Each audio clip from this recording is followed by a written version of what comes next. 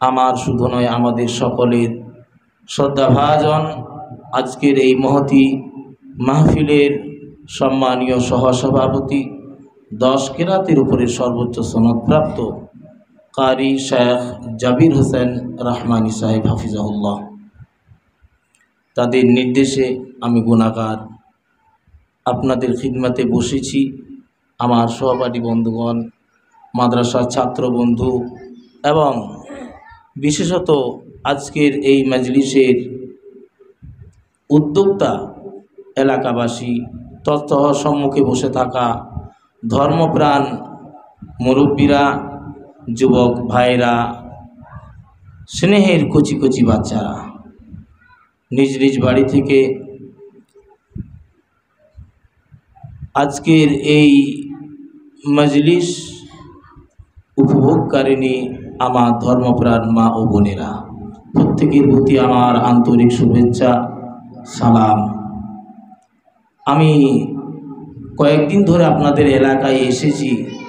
সত্যি আমি অন্তর থেকে বলছি, আমি খুব মুগ্ধ হয়েছি আপনাদের এই পরিবেশ থেকে। একটা বাচ্চা যখন দেখা হচ্ছে সে সালাম করছে। কালকের একটা দোয়ার মজলিসে বাড়ির প্রত্যেকেই কম বেশি কোরআনের তেলাওয়াত করেছেন। আলহামদুলিল্লাহ, দোয়া করে আল্লাহ যেন প্রত্যেক এলাকায় এই মাহল তৈরি করে দেন।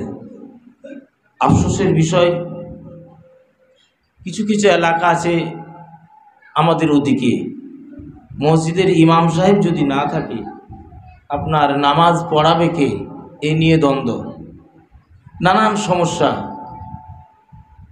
আলিম হতে হবে, মুফতি হতে হবে, হাফিজ হতে হবে, এটা বাধ্যতামূলক নয়। কিন্তু আল্লাহর নবী বলেছেন, তালাবুল ইলমি ফারিদা আলা কুল্লি মুসলিম। সুতরাং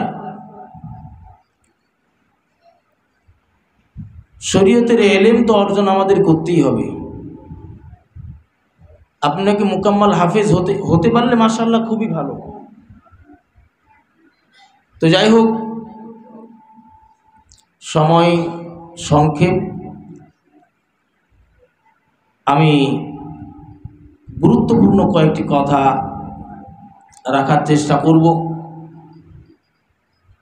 তো সত্যি সত্যি আপনাদের এই পরিবেশ দেখে আমার ভালো লেগেছে, যে এই মাহলকে আল্লাহ রাব্বুল আলামিন যেন আরও বুলন্দ করে দেন, আপনাদের প্রত্যেককে যেন কবুল করেন, প্রত্যেকের ঘরে ঘরে যেন কোরআনের হাফেজ, আলেম, বিশুদ্ধ তেলাওয়াতকারী বানিয়ে দেন। সকলে বলেন আল্লাহুম্মা আমিন।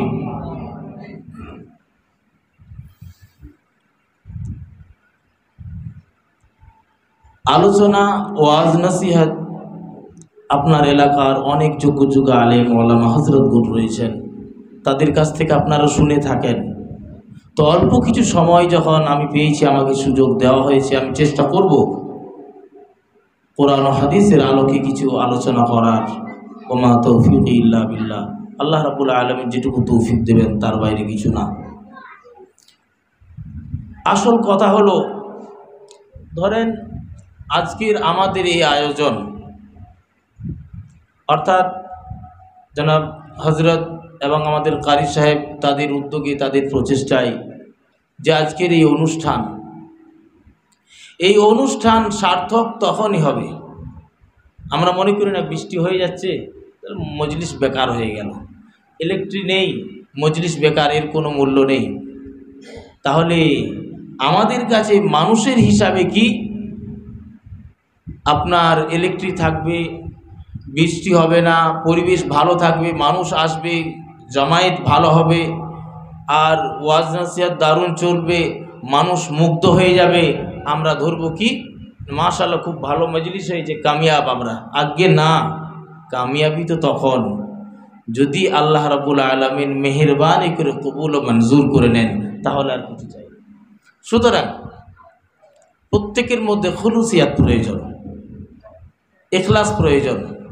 আমরা যদি আল্লাহর জন্য করতে পারি, আল্লাহর রেজামন্দির জন্যই যদি করে থাকি, তাহলে আল্লাহ রাব্বুল আলামিন অবশ্যই কবুল ও মঞ্জুর করবেন।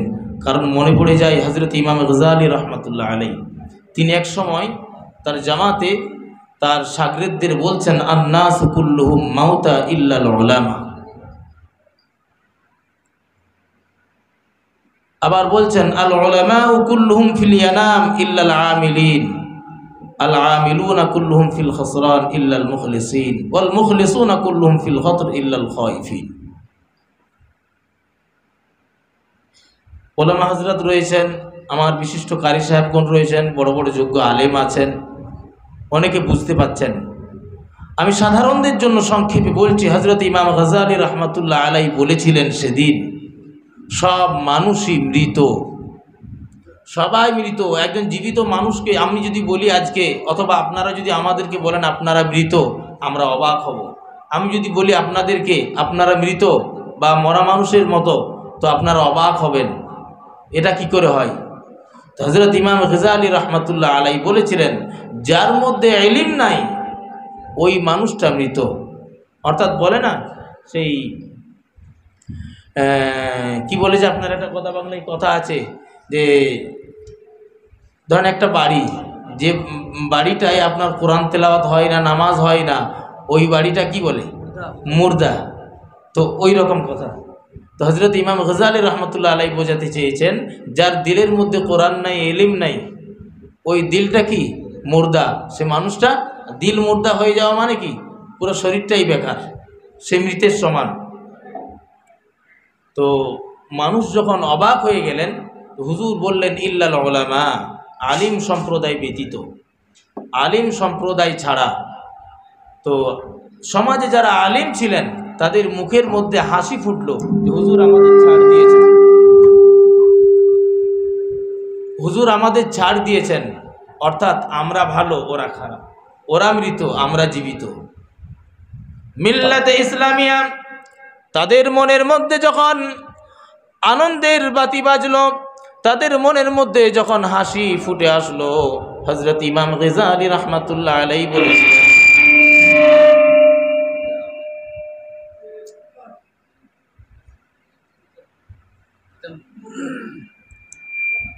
হযরত ইমাম গাজ্জালী রাহমাতুল্লাহ আলাইহি বললেন, আল উলামা কুল্লুহুম ফিল ইয়ানাম, আলিমদেরও ছাড় নেই, আলিমদেরও ছাড় নেই। অর্থাৎ জাননেওয়ালা যারা, যারা জ্ঞান অর্জন করেছেন, কোরআন হাদিস থেকে জ্ঞান অর্জন করেছেন, ইলম অর্জন করেছেন, তাদের কোনো ছুটকারা নেই, তারাও মৃত।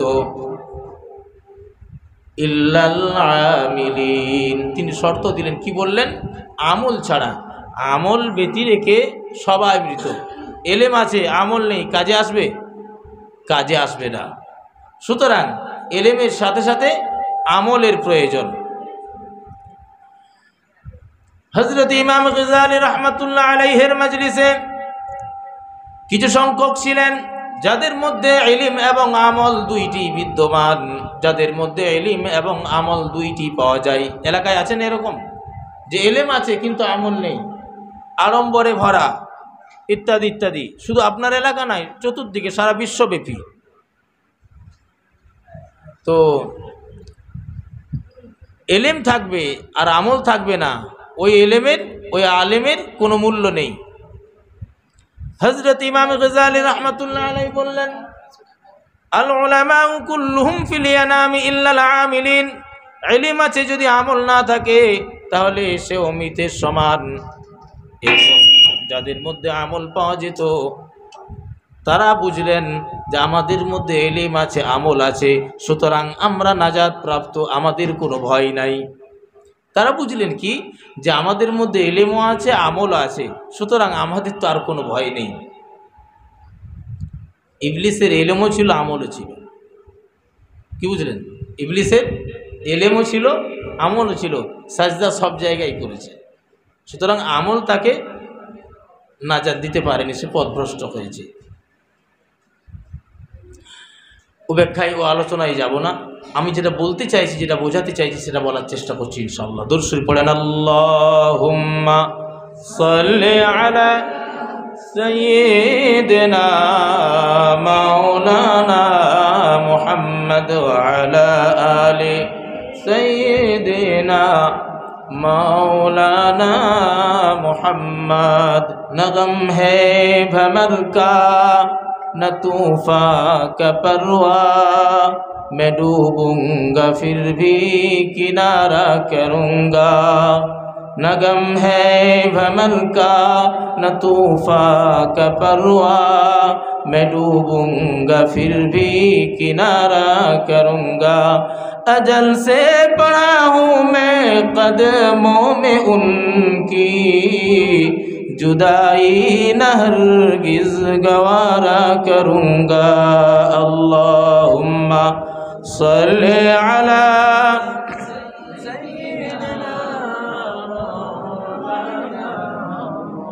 वअला आलि सय्यिदिना मौलाना मुहम्मद। मिल्लत इस्लामिया আজকের এই আলোচনার উদ্দেশ্য হলো, আজকের সমাজটা হচ্ছে আলিমদের সমাজ। আপনারা যারা বসে আছেন আপনারাও আলিমদের সহচর্চায় থাকেন, সংস্পর্শে থাকেন। সুতরাং আতরের দোকানে যদি যান, আতর না কিনলেও আতরের একটা খুশবু পাওয়া যায়। কালকের মজলিসে বুঝতে পেরেছি প্রত্যেকের মধ্যে কোরআন আছে, ইলম আছে, কিছু না কিছু আপনারা প্রত্যেকেই জানেন। সুতরাং অন্যান্য সাধারণ মজলিসের মতো এটা আমি ধরছি না, তাই আজকে আমি আলোচনাটা করার চেষ্টা করছি। হযরত ইমাম গজ্জালী রাহমাতুল্লাহ আলাইহি বললেন ইলম দরকার, ইলমের সাথে সাথে আমলের প্রয়োজন। আমল আছে এরপরও নাজাত নেই, ইল্লাল মুখলিসিন, ইখলাস দরকার। যাদের মধ্যে ইখলাস নেই তারা পথভ্রষ্ট। খুলুসিয়াত যদি না থাকে তার মধ্যে ওই ইলম আমল কোনো কাজে আসবে না। আমি যে আলোচনা করছি, আমি যদি মনে করি যে সবাই বলবেন বিশাল আলোচনা হয়েছে, বিশাল জ্ঞান অর্জন করেছে, খুব সুন্দর বয়ান হয়েছে, মানুষ মুগ্ধ হয়েছে, এত দীর্ঘ সময় ধরে আলোচনা করলো, আজ্ঞে না। আল্লাহ আমাদের প্রত্যেককে হিফাজত করেন, আল্লাহ প্রত্যেককে অহংকার মুক্ত করেন।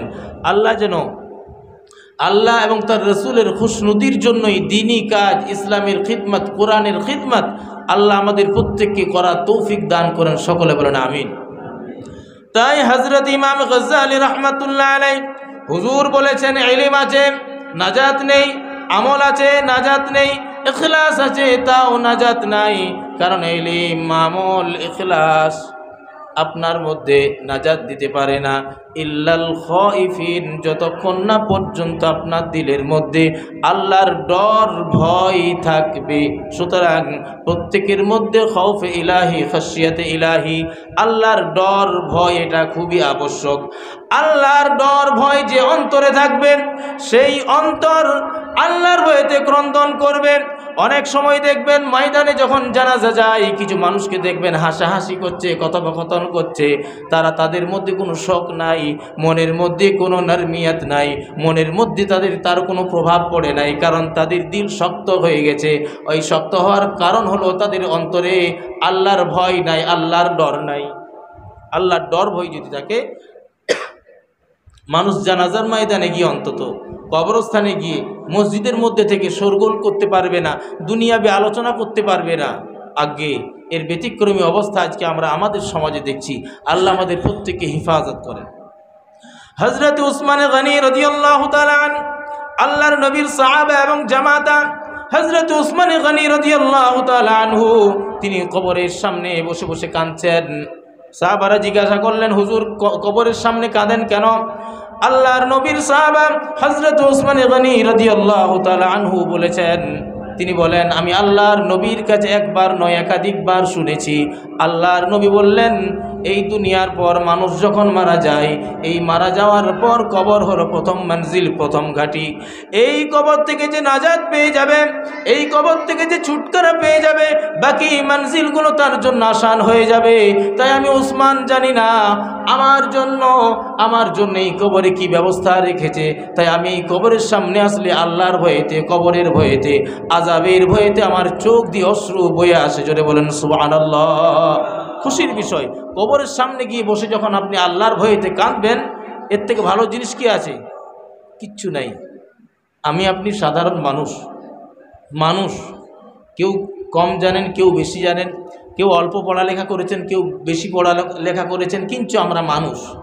এই ফিতরাতি ওই গুণ অনুযায়ী আমাদের মধ্যে ভুল ত্রুটি থেকে যাওয়া স্বাভাবিক। আমরা তো ফেরেশতা না যে আমাদের দ্বারা ভুল হবে না। সুতরাং ভুল তো আমাদের প্রত্যেকেরই হবে। আজকে আমরা যদি আড়ম্বর দেখাই বেশি, আমরা যদি অহংকার প্রকাশ করি, তাহলে আল্লাহ বেজার হয়ে যাবেন। হযরত ওমর ফারুক রাদিয়াল্লাহু তাআলা আনহু বিশাল সাম্রাজ্য গড়েছেন, তিনি রাষ্ট্র পরিচালনা করেছেন আল্লাহকে ভয় করে। আর আজকে আমরা একজন পঞ্চায়েতের প্রধান যদি হয়ে যাই, একটা এলাকার মেম্বার যদি হয়ে যাই, তখন কিন্তু আর ধরা পাওয়া যায় না। আগে এই সমস্ত দায়িত্বগুলো শুধু ইসলাম কোনো একটা জায়গার মধ্যে নির্দিষ্ট বা আবদ্ধ নয়। মসজিদ, মাদ্রাসা, মক্তব ইত্যাদি কোনো একটা সীমার মধ্যে আবদ্ধ নয়। আপনার জীবনের সূচনা থেকে শেষ পর্যন্ত, পৃথিবীর এক প্রান্ত থেকে আরেক প্রান্ত পর্যন্ত, অর্থাৎ আপনি যেখানেই যাবেন সেখানে ইসলামিক আইন কানুন আছে। আপনাকে শরীয়তের আইন মাথায় নিয়ে, শরীয়তের আইনের ঝুড়িটা মাথায় নিয়ে ঘুরতে হবে। আপনি যে কাজই করতে যান না কেন, আপনাকে কোরআন হাদিসের নিরিখে আপনাকে দেখতে হবে যে শরীয়ত আমাকে কতটা সমর্থন দেয়, কতটা আমাকে পারমিশন দিয়েছে, এই কাজটা এইভাবে সম্পাদন করা যাবে কি না। যদি তাই না হতো, হযরত উসমান গনি রাদিয়াল্লাহু তাআলা আনহু আল্লাহর নবীর সাহাবা হওয়া সত্ত্বেও তিনি কবরের সামনে বসে বসে কাঁদতেন না। হযরত উমর ফারুক রাদিয়াল্লাহু তাআলা আনহু তিনি রাত্রি জাগরণ করতেন, মহল্লায় ঘুরে ঘুরে দেখতেন কার বাড়ির কি অবস্থা, কার বাড়িতে উনান জ্বলেছে, কার বাড়িতে উনান জ্বলেনি, এই খবরটা তিনি রাখতেন। হযরত ওমর ফারুক রাদিয়াল্লাহু তাআলা আনহু তার বক্তব্য হলো, আমার জীবদ্দশায়, আমার রাজত্বে, আমার এলাকায়, আমার রাষ্ট্র পরিচালনাকালীন সময়ে আমার এলাকার একটা কুকুরও যদি অভুক্ত থেকে মারা যায়, কিয়ামতের দিন আল্লাহর দরবারে আমাকে পাকড়াও হতে হবে, এই ভয় রাখতেন। আর আমরা তার সম্পূর্ণ ব্যতিক্রম। সুতরাং আদর্শটা আমাদের ওই জায়গা থেকে নিতে হবে। আমি কোরআন পাকের একটি আয়াতে কারিমা তেলাওয়াত করেছি, কুল ইন কুনতুম তুহিব্বুনাল্লাহ ফাত্তাবিউনি ইউহিব্বুকুমুল্লাহ। আল্লাহ বলেন, হে রাসূল, আপনি বলে দিন তারা যদি আল্লাহর সঙ্গে সম্পর্ক স্থাপন করতে চায়, ফাত্তাবিউনি, তারা যেন ইত্তেবায়ে রাসূল করে। এই রাসূলুল্লাহর আনুগত্য, সেটা কি? আনুগত্যটা কি? কেবলমাত্র নামাজ, কেবলমাত্র রোজা, কেবলমাত্র হজ, নাকি শুধু দরুদ পড়া, নাকি সালাম কিয়াম করা? এই কোনো একটা নির্দিষ্ট জায়গার মধ্যে সীমাবদ্ধ নয়, বরং আপনার চলাফেরা, ওঠা বসা, কথোপকথন, আচার আচরণ, ব্যবসা বাণিজ্য যা কিছু আছে সবটাই নবীর হাদিস তথা শরীয়ত মোতাবেক হতে হবে। যে কাজ রসুল যেভাবে নির্দেশ দিয়েছেন সেইভাবে যদি করেন, শরীয়তের আইন যে আছে সেইভাবে যদি আপনি করেন, তাহলেই ওটা হয়ে যাবে আপনার জন্য ইত্তেবায়ে রসুল। আর এই ইত্তেবায়ে রসুল যখন আপনার মধ্যে এসে যাবে, আল্লাহ রাব্বুল আলামিন বলেন, ইউহিব্বুকুমুল্লাহ, আমি আল্লাহ তাদেরকে ভালোবাসবো। জোরে বলেন সুবহানাল্লাহ। সুতরাং আল্লাহ রাব্বুল আলামিন, মহান রাব্বুল আলামিন কোরআনুল কারীমে ঘোষণা দিয়েছেন, ইয়াগফির লাকুম যুনুবাকুম ওয়াল্লাহু গফুরুর রহিম। যারা ইত্তেবায়ে রাসূল করলো, আমার প্রিয় মাহবুবের ইত্তেবা করলো, আনুগত্য করলো, অনুকরণ যারা করলো, ইউহিব্বুকুমুল্লাহ, আল্লাহ রাব্বুল আলামিন বলেন আমি আল্লাহ তাদেরকে ভালোবাসবো। এখন প্রশ্ন হলো, আল্লাহ রাব্বুল আলামিন যাদের ভালোবাসবেন তাদের কি আর কোনো সমস্যা আছে? আজ্ঞে না, আর তাদের কোনো সমস্যা থাকার কথা নয়। তবে বিষয় হলো আল্লাহর নবীর ইত্তেবা করতে পারলে তবেই আল্লাহর ভালোবাসা পাওয়া যায়। আল্লাহর নবীর ইত্তেবা কোন একটা জায়গার মধ্যে সীমাবদ্ধ নয়। বোঝাতে পারলাম বিষয়টা? ইত্তেবা, আমি ধরেন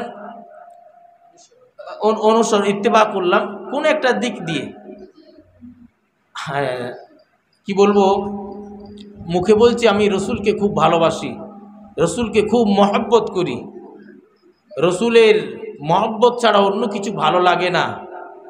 আল্লাহর নবী শেষ সময়ে আম্মাজান আয়েশা সিদ্দিকা রাদিয়াল্লাহু তাআলা আনহার হুজরা মুবারক থেকে অসুস্থ অবস্থায় আম্মাজান আয়েশাকে বলছেন, একটু পর্দাটা সরাও আমি দেখি। আল্লাহর নবী যখন দেখলেন জামাত শুরু হয়েছে, আল্লাহর নবীর চোখ দিয়ে পানি পড়ছে। আল্লাহু আকবার। আম্মা জান আয়েশা সিদ্দিকা রাদিয়াল্লাহু তাআলা আনহা বলেন, চোখ দিয়ে পানি কেন ইয়া রাসূলুল্লাহ, ইয়া হাবিবাল্লাহ, হুজুর আল্লাহর নবী বলেন, এটা আমার কোনো দুঃখের পানি নয়, এটা আমার কোনো শোকের পানি নয়, এটা আমার আনন্দের পানি। আয়েশা, তুমি জানো না এই জামাতের জন্য বদর সংগঠিত হয়েছে, এই জামাতের জন্য উহুদ সংগঠিত হয়েছে, এই জামাতের জন্য আমার কত প্রাণ, আমার কত প্রিয় মানুষ তারা নিজেদের জীবনকে উৎসর্গ করেছে। বলেন আল্লাহু আকবার। তার বিনিময়ে আজকের এই জামাত দেখে আমার দিলটা খুশ হয়ে গেছে, জোরে বলেন সুবহানাল্লাহ। সুতরাং রসুলকে ভালোবাসতে হলে নামাজ পড়তে হবে সময় মতো, রমজানের রোজা আদায় করতে হবে, গরিব দুঃখী অসহায়ের হক যাকাতটা সম্পূর্ণরূপে আদায় করতে হবে, ইত্যাদি ইত্যাদি। জ্ঞানীগুণী বুদ্ধিজীবী আপনারা সকলে বসে আছেন, দীর্ঘ আলোচনার প্রয়োজন নেই।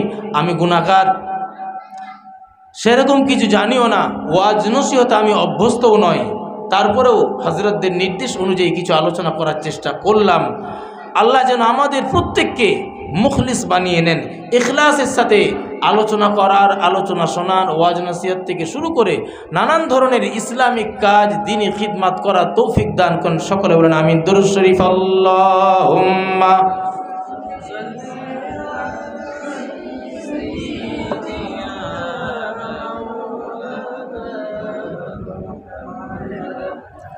ওয়া আলা আলি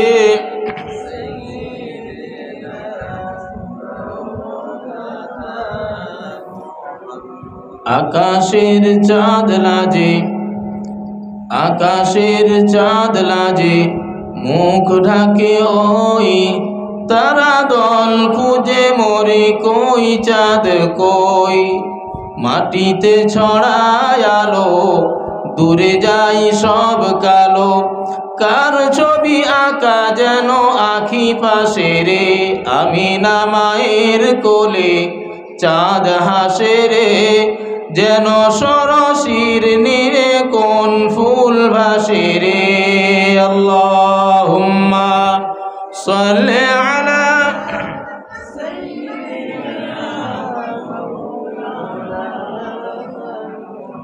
ওয়া আলা আলি সাইয়্যিদিনা।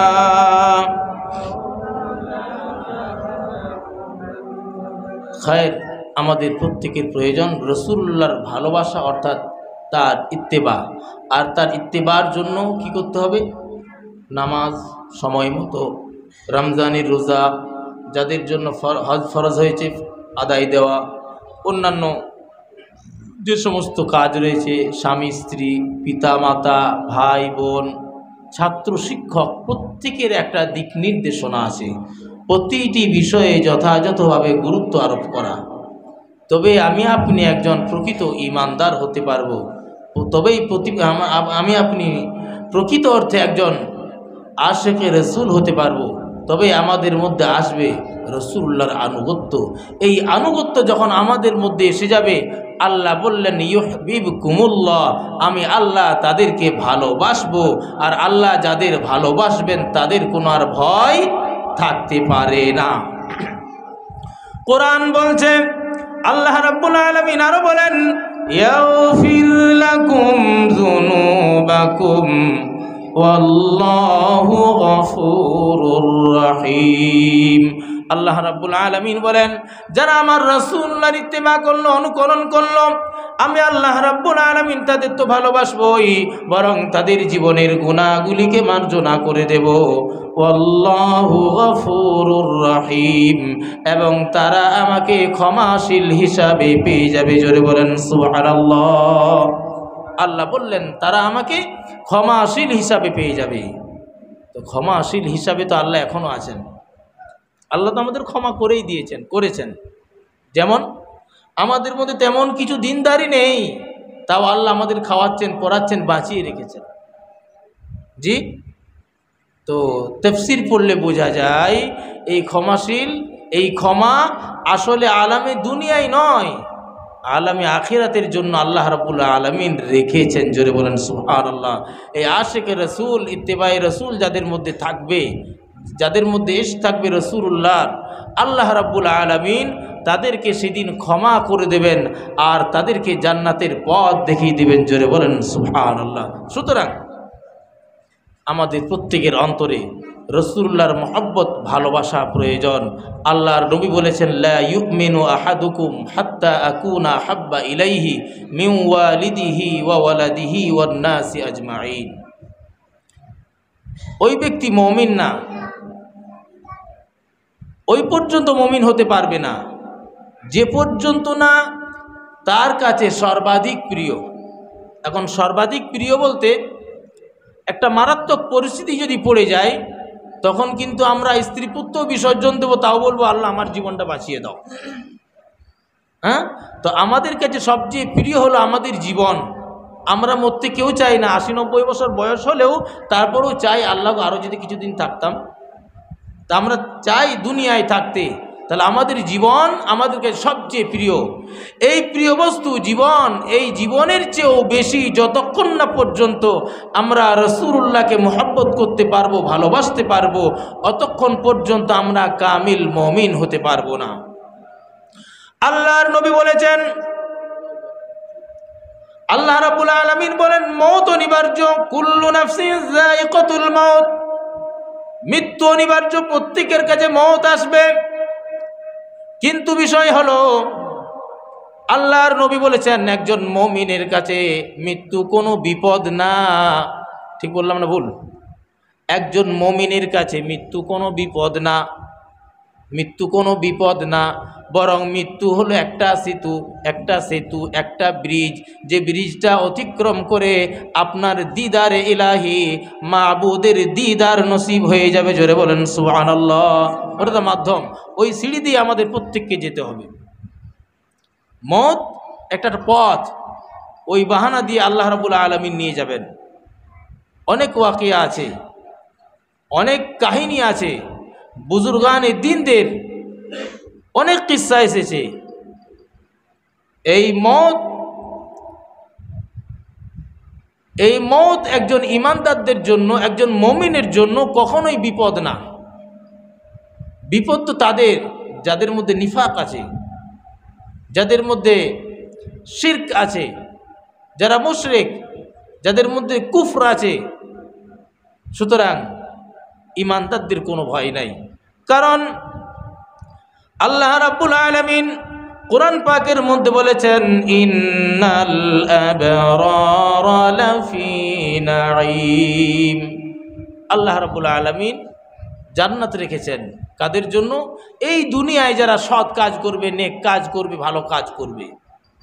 আচ্ছা বলেন, আজকে এটা ভালো কাজের সাথে যুক্ত না?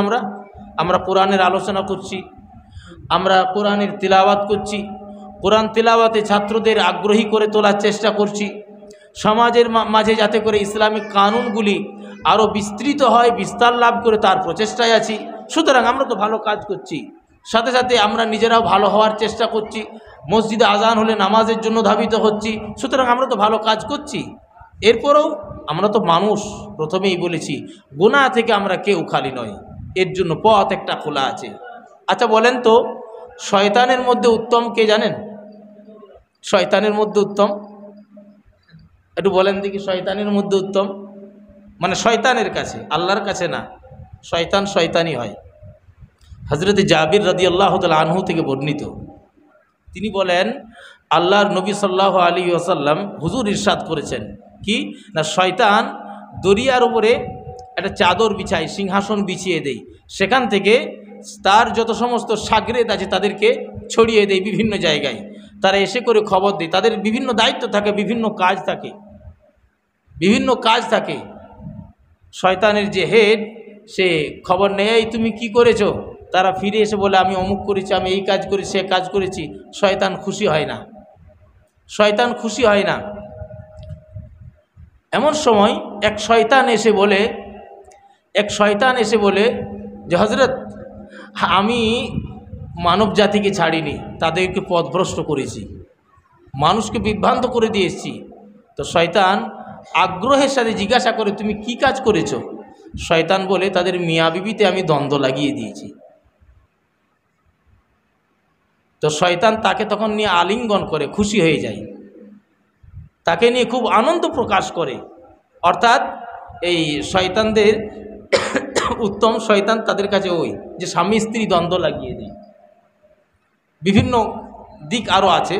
তা আমার বলার উদ্দেশ্য হচ্ছে, স্বামী স্ত্রী দ্বন্দ্ব হয় না, হয়তো ভাই বোনে হচ্ছে, বাপ বেটাই হচ্ছে, আপনার বিভিন্নভাবে ছাত্র শিক্ষক হয়ে যাচ্ছে, বিভিন্নভাবে হচ্ছে। সুতরাং এই দ্বন্দ্ব লাগানোটা শয়তানের কাজ। শয়তান আপনাকে ওয়াসওয়াসা দিয়ে উগ্র করবে। সুতরাং রাগ দমন করতে হবে, হিংসা থেকে পরহেজ করতে হবে, সৌজন্যতাবোধ থাকতে হবে। জাতি ধর্ম বর্ণ নির্বিশেষে মানুষ হিসাবে প্রত্যেকের মধ্যে যেন সৌহার্দ্যতার বার্তা থাকে, প্রত্যেকের মধ্যে যেন একটা সম্প্রীতি বজায় থাকে। এই জন্য প্রত্যেককে সচেতন হতে হবে। কারণ শয়তানের কাজ হলো মানুষে মানুষে বিভেদ লাগিয়ে দেওয়া, স্বামী স্ত্রীর মধ্যে দ্বন্দ্ব লাগিয়ে দেওয়া। আল্লাহ রাব্বুল আলামিন স্বামী স্ত্রীর দ্বন্দ্ব মেটানোর জন্য কোরআন পাকের মধ্যে দোয়া শিখিয়ে দিয়েছেন। আল্লাহ দোয়া শিখিয়ে দিয়ে বলেন, রব্বানা হাব লানা মিন আজওয়াজিনা ওয়া যুররিয়াতিনা কুররাতা আয়ুনিন ওয়াজআলনা লিল মুত্তাকিনা ইমামা। যাদের স্বামী স্ত্রীর মধ্যে দ্বন্দ্ব হয় তারা বেশি বেশি এই দোয়া পড়বেন। আল্লাহ পাক এই কোরআনের আয়াতের বরকতে, এই দোয়ার বরকতে স্বামী স্ত্রীর মধ্যে মহব্বত তৈরি করে দেবেন। স্বামী স্ত্রীর মধ্যে যখন মহব্বত থাকবে, সেই বাড়িটা একটা জান্নাতের টুকরোয় পরিণত হয়। জোরে বলেন সুবহানাল্লাহ। সুতরাং এটা খুব গুরুত্বপূর্ণ জিনিস। স্বামী স্ত্রী যদি দ্বন্দ্ব না, মানে মহব্বত সম্পর্ক ভালো যদি না থাকে, মা বেটাই সম্পর্ক ভালো থাকবে? থাকবে না। বাপ বেটাই সম্পর্ক ভালো থাকবে? থাকবে না। কারণ সেটা হচ্ছে গাছের গোড়া, মূল হচ্ছে বাবা মা। সুতরাং বাবা মায়ের ভালো হতে হবে। আজকে ধরেন আমি খুব বড় ইচ্ছা করেছি আমার ছেলেটা একজন মুহাক্কিক আলিম হোক, বড় হাফিজ হয়ে যাক, বড় কারি হোক। আমি যদি তাসের আড্ডায় বসি, আমি যদি লটারির নেশা থাকে, হারাম উপায়ে যদি উপার্জন করি, হবে? সুতরাং অত সোজা নয়। এই এলেমটা পৃথিবীর কোনো মানুষের দ্বারা আসে না, আল্লাহর পক্ষ থেকে নাজিলকৃত এলেম। এই এলেম মানুষ মেহনত করবে, মানুষ প্রচেষ্টায় লেগে থাকবে, আল্লাহর ইচ্ছা হলে দেবে, নচেত দেবে না। সুতরাং আমরাকে চেষ্টা করতে হবে, আল্লাহর কাছে সাহায্য কামনা করতে হবে। আল্লাহ গো আমারে দাও, আমার ছেলেটারে ভালো করো। বাবা মা দোয়া করবে, এই দোয়ার প্রতিফলে আল্লাহ রাব্বুল আলামিন একটা সময় খুশি হয়ে দেখবেন আমার উপযুক্ত। আল্লাহ যদি ইচ্ছা হয়, আল্লাহ যদি দিয়ে দেয়, তবে আপনি পেতে পারি, নচেত কিন্তু না। সুতরাং সেই কথা কিন্তু একটি জায়গায় আল্লাহর জন্য হতে হবে, উদ্দেশ্য আল্লাহর জন্য হতে হবে। সুতরাং এই পৃথিবীর জমিনে আপনি যেদিকেই যাবেন, যেদিকেই যান না কেন, আল্লাহর রেজামান্দি, তার খুশনুদি, তার সন্তুষ্টির পথ ছাড়া অন্য কোনো পথে নাজাত বা মুক্তি নেই। সুতরাং এই কথাটি বলেই শেষ করব, কারণ মাগরিবের সময় হয়ে এসেছে। আল্লাহর নবী হুজুর সাল্লাল্লাহু আলাইহি ওয়াসাল্লাম বলেন, স্বামীর কাজ হলো স্ত্রীর প্রতি যত্নবান হওয়া, স্ত্রীর কাজে সহযোগিতা করা। আল্লাহর নবী সাল্লাল্লাহু আলাইহি ওয়াসাল্লাম সম্পর্কে হযরতে আম্মা জান আয়েশা সিদ্দিকা রাদিয়াল্লাহু তাআলা আনহা বলেন, আমার নবী হুজুর সাল্লাল্লাহু আলাইহি ওয়াসাল্লাম, আমার নবী সাল্লাল্লাহু আলাইহি ওয়াসাল্লাম আমার উনানে আগুন ঠেলে দিতেন, আমাকে কাজের মধ্যে সহযোগিতা করতেন। জোরে বলেন সুবহানাল্লাহ। সুতরাং আল্লাহর নবী সাল্লাল্লাহু আলাইহি ওয়াসাল্লাম তার জীবদ্দশায় তার আপনার কাজকর্ম, ব্যবসা বাণিজ্য, মুআমিলাত, বিভিন্ন সমাজ সেবা, আপনি যেদিকেই যাবেন সব কিছুটার মধ্যে কিন্তু হিকমত লুকিয়ে আছে, তার মধ্যে দিক নির্দেশনা আছে।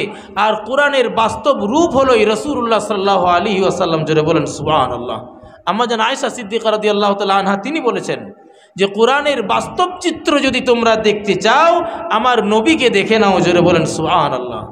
সুতরাং আমি প্রত্যেককে বলবো, আল্লাহ রাব্বুল আলামিন আমাদের প্রত্যেককে যেন নবিয়ানা তরিকা, সুন্নতি তরিকার উপরে জীবন গড়ার, নবীর মহব্বত আমাদের প্রত্যেকের অন্তরে যেন পয়দা করে দেন। সকলে বলেন আমিন। সাথে সাথে আমাদের প্রত্যেকের বাড়িতে যেন বিশুদ্ধ তেলাওয়াতকারী, আলিম হাক্কানি, মুহাক্কিক আলিম, হাফিজ আল্লাহ গড়ার জন্য তৌফিক দান করেন। আল্লাহ যেন আমাদের প্রত্যেককে কবুল ও মঞ্জুর করে নেন।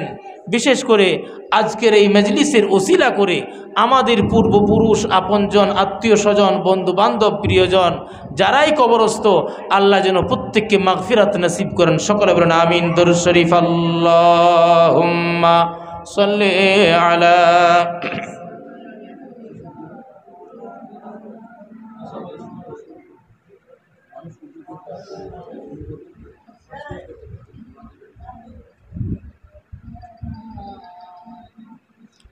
সিরাতো সুরাত দেখা যায় জাহর কুরআনে, সিরাতো সুরাত দেখা যায় জাহর কুরআনে, যে তাজাল্লি ছিল রাখা, যে তাজাল্লি ছিল রাখা আরশে আসনে, সিরাতো সুরাত দেখা যায় জাহর কুরআনে।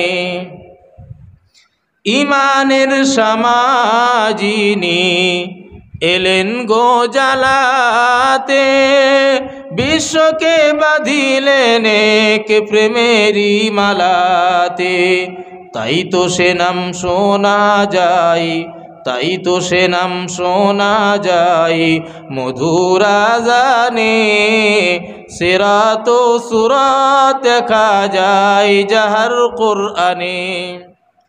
পাহাড় নদী তরুলতা, পাহাড় নদী তরুলতা গাই যাহার গুণগান, যাহার তরে নাজিল খোদা করিলেন কুরআন, পাইনি আর পাবে না কেহ, পাইনি আর পাবে না কেহ এশান ভুবনে, সিরাতো সুরাত দেখা যায় জাহর কুরআনে। আল্লাহুম্মা সাল্লি আলা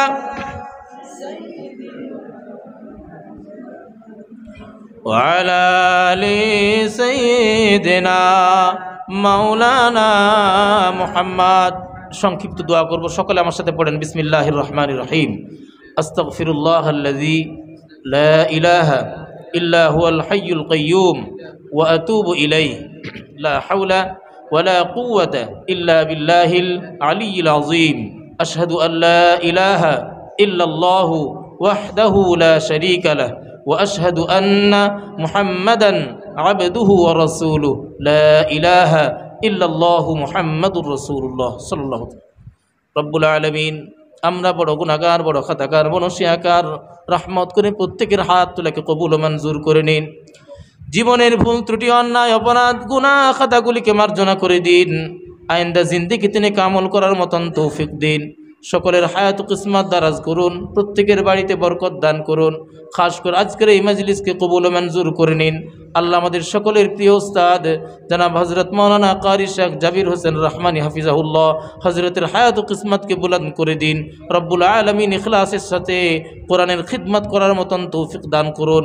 খাস করে আজকের এই অনুষ্ঠানের সহযোগী যারা আর্থিকভাবে, শারীরিকভাবে, যুক্তি পরামর্শ দিয়ে যারা সহযোগিতা করেছেন, আল্লাহ প্রত্যেককে দুনিয়া এবং আখিরাতের জাযায়ে খায়ের নসিব করুন রব্বুল আলামিন। খাস করে আল্লাহ আমাদের পূর্বপুরুষ, আপনজন, আত্মীয় স্বজন, মুরব্বী যারা কবরস্থ হয়েছেন, প্রত্যেককে মাগফিরাত নসিব করে তাদের কবরগুলিকে জান্নাতুল ফিরদৌস বানিয়ে দিন। রব্বানা যালামনা আনফুসানা ওয়া ইল্লাম তাগফির লানা ওয়া তারহামনা লানাকুনান্না মিনাল খাসিরিন। আল্লাহুম্মা সাল্লি আলা মুহাম্মাদিন নাবিয়্যিল উম্মি ওয়া আলা আলিহি ওয়া আসহাবিহি ওয়া বারিক ওয়া সাল্লিম। সুবহানা রাব্বিকা রাব্বিল ইজ্জাতি আম্মা ইয়াসিফুন ওয়া সালামুন আলাল মুরসালিন ওয়ালহামদুলিল্লাহি রাব্বিল আলামিন। ওয়া আখিরুল কালামি ইনদাল মাউতি বিহাক্কি লা ইলাহা ইল্লাল্লাহু মুহাম্মাদুর রাসূলুল্লাহ।